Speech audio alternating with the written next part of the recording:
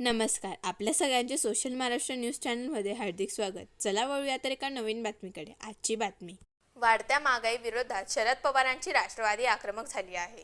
धुळ्यात शरद पवारांच्या राष्ट्रवादी युवक आघाडीने वाढत्या महागाई विरोधात आंदोलन केले. गॅस सिलेंडरची प्रतिमा जळत गॅस दर वाढीचा निषेध करण्यात आला. धुळे शहरातील गांधी पुतळ्याजवळ आंदोलन करण्यात आले. यावेळी राष्ट्रवादी युवक आघाडीचे पदाधिकारी मोठ्या संख्येने उपस्थित होते. केंद्र व राज्य सरकार विरोधात जोरदार घोषणाबाजी यावेळी करण्यात आली.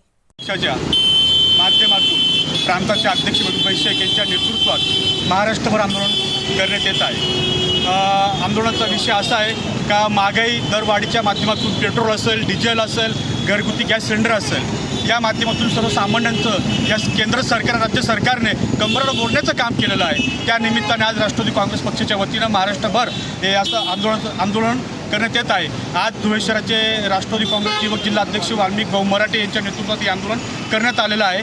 तरी सर्व पदाधिकारी कार्यकर्ते उपस्थित आहेत. एवढं बोलून बातमी आवडल्यास चॅनलला लाईक व सबस्क्राईब करा व दररोज अशा नवनवीन बातम्या पाहण्यासाठी चॅनलला फॉलो करा. धन्यवाद.